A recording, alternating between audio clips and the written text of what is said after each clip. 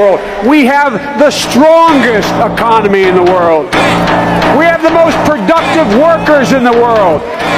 And given a fair shot, given a fair chance, Americans have never, ever, ever, ever let their country down. Never. Negaramu masih di ranking 1 dunia. Bitch, don't wear no shoes in my house. The private I'm flying in, I never wanna fly. Apa yang membuatmu yakin? Negaraku dengan lebih dari 1,5 miliar penduduk yang sudah kami. Mending ini ribut aja. Lapo sih mas iki ribut-ribut?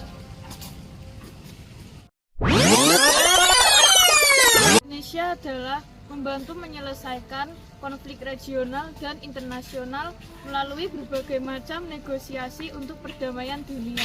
Ikatan Bangsa-Bangsa Indonesia ikut berkontribusi atas perdamaian dunia dengan berpartisipasi dan aktif dalam PBB yang pada saat itu dimulai pada tahun 1957. Partisipasi ini menjaga perdamaian dan keamanan internasional.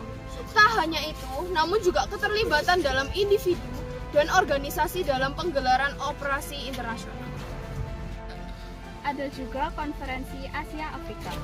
Jadi Indonesia mengikuti dalam kontribusi dalam konferensi ini dalam tahun 1953 dan ada perlunya keaktifan pemerintah untuk meredakan ketegangan yang dimana memerlukan adanya kerjasama dalam negara-negara upaya untuk membebaskan pengaruh perang dingin yang ada di Asia Afrika.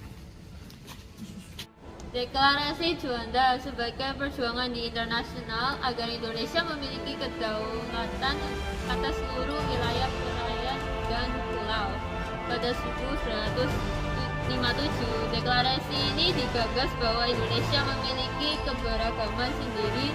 Sejak dahulu, kepulauan ini sudah merupakan satu Sudah ingin mendeklarasikan Amerika sebagai negara Indonesia tidak selalu bisa berperan dalam perdamaian dunia.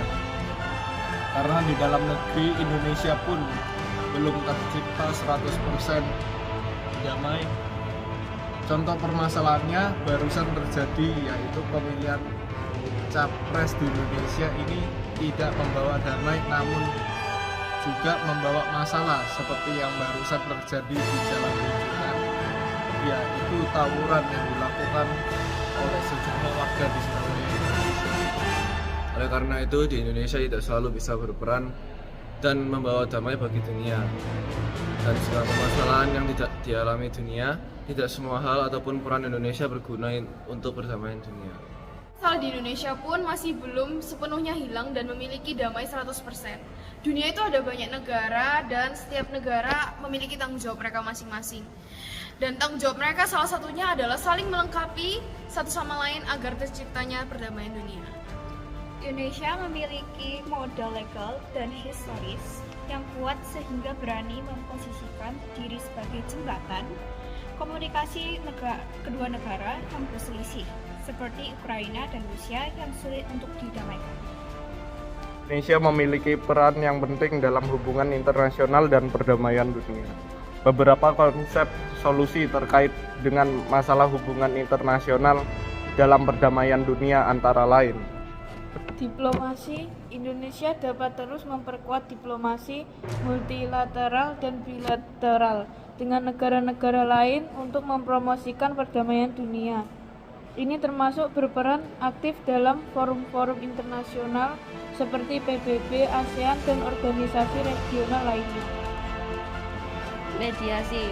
Sebagai negara yang netral dan memiliki reputasi moderat, Indonesia dapat memainkan peran sebagai mediator dalam konflik antar negara atau kelompok-kelompok di berbagai belahan dunia.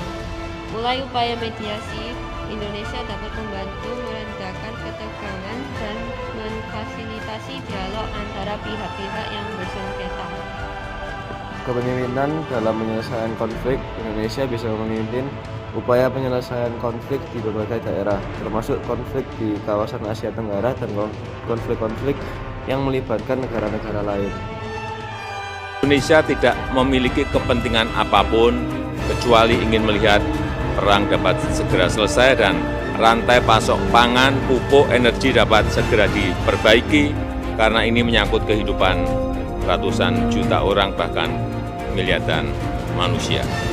Saya mengajak seluruh pemimpin dunia untuk bekerja sama kembali menghidupkan semangat multilateralisme, semangat damai dan semangat kerjasama.